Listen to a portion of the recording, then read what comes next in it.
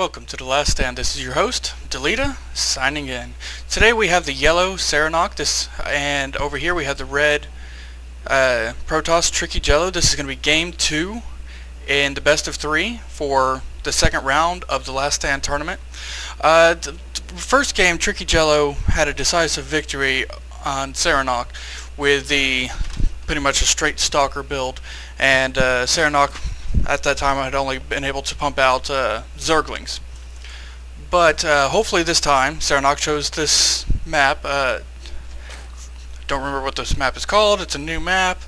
I apologize for that. But Serenoc did in fact choose this map, so he has the map advantage. This map actually features an easily defendable expansion. However, with this expansion you do have these rocks over here that are able to be busted down for the backdoor entry.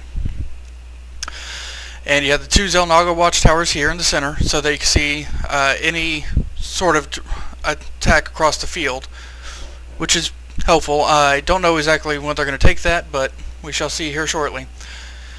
I'm going to bring up the production tab here so that we can see exactly what everyone's building when they build it. And hopefully that we'll have an early rush or some sort of early action with this game, so I could have more to talk about. But this is, the Last Stand tournament was for gold and below. I believe both of these players were in fact gold players at the time of this tournament.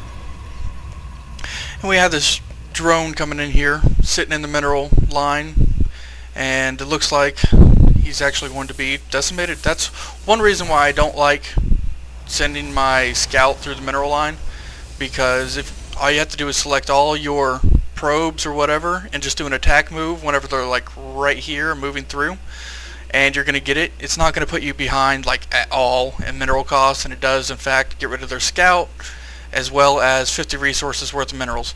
The Protoss probe up here did in fact see this spawning pool going up, and it's about done actually.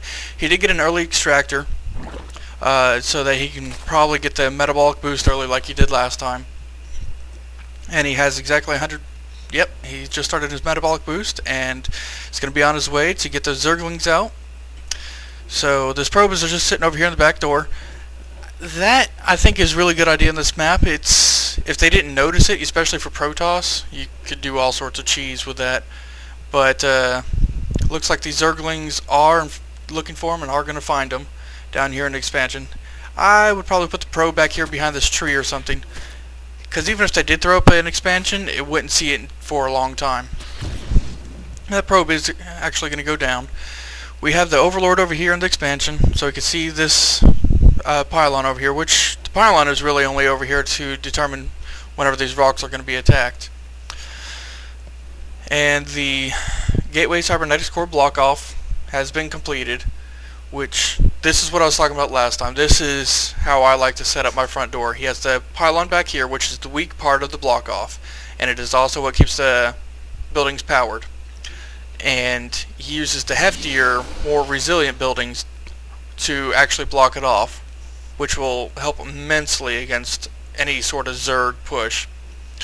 And you put the Zealot over here, you tell it to hold position, and it will hold off the Zerg even more, and as well as keeping that one doorway for you to get out.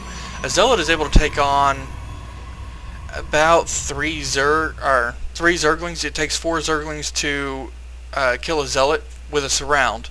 However, if he's sitting here and taking one on at a time, he can kill insane amounts of Zerglings, because they have to get through the shield and whatnot like that. However, I think that there might be a little pathway here for the Zerglings to get through. Either way, we'll be able to determine that in a little bit. Looks like the Zerg player is going to be coming back here, beating on these rocks, and I don't know to what effect. Yep, they're apparently getting scared of a probe, and now they're coming back to beat on it. But that would take forever. These rocks have 2,000 health, and it looks like he took down about 350. I didn't notice exactly how long they were sitting down there, but he did take both of these Xel'Naga towers, which is a very good move, especially in this map. It would protect you more against like a 2-gate push, or it doesn't really help you with a 4-gate push because they usually do the warp gates. But either way, he'd be able to tell whenever they start moving out. He's going to come up and check the front door, and he saw what they had. Oh, see, yep, there was a pathway through, which he did figure it out, and he is going to kill that probe, but his Zerglings did get weakened up a little bit. So 2 probes, so he's already paid off for his Zerglings. And hey, he got another one. So I'm going to go over here to the resources lost, and it looks like the TrickyJello is a little bit... oh, nope, never mind. It just caught up. But either way, I think that a probe loss is much more expansive over a couple Zerglings, because you have a exponential curve on how much resources and the usefulness of a probe. And Zerglings, if you could eliminate some probes early on like that, it will assist you farther down the road because it cuts down on that exponential curve.